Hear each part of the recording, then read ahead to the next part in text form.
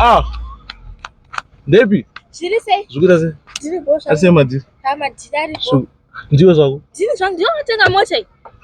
Nditopa dhenu tu mari kutenga mota iripi ndingawanepi zvangu ini. Saka uri kuita sei upenyu? Apo ngochenda. Kapana ndisitoenda hangu kunoona Saru. Kunoona Saru? Mi foni yangu yavhari. Zviri sei baba? Aiwa ndosvika. Ndosvika mai manje. Aiwa hapana kana chakashata. Aiwa uona madzira acho mari inenge chinetsa mudhara, mari inenge chinetsa. Mari inenge chinetsa saka madzira acho haazoitike maona. Otherwise ari kuita sei? Dziri kufamba here? Iri kufamba here mishonga yacho? Ndakataura kuti mishonga yehuku ka.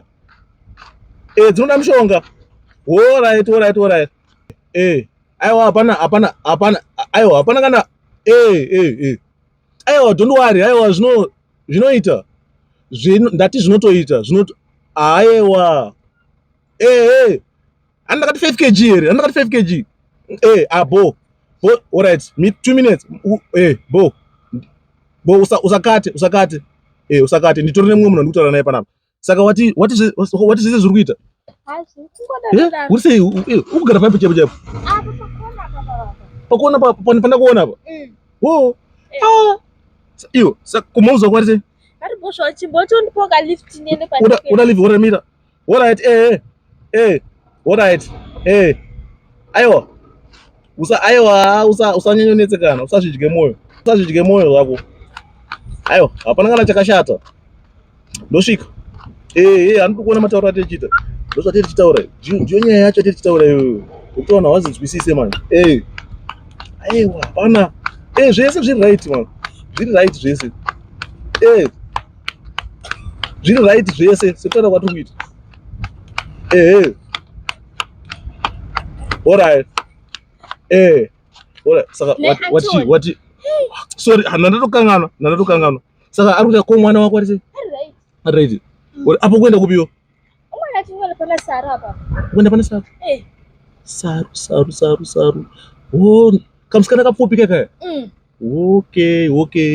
Ayo, kungori pane munhu andikutaura naye apa. Ndari kuita sei? Ndari kubvaiza ona. But alright. Ndosvika izvezvi.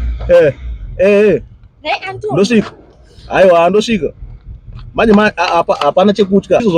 Exactly. Ipapo nyaya yandikuudza iyoyo. Ndiyoyo nyaya yacho yandikuudza. Aiwa, usatomonetsekane. Zvese zvinenge zviri. Lewe Antoni. Ayo.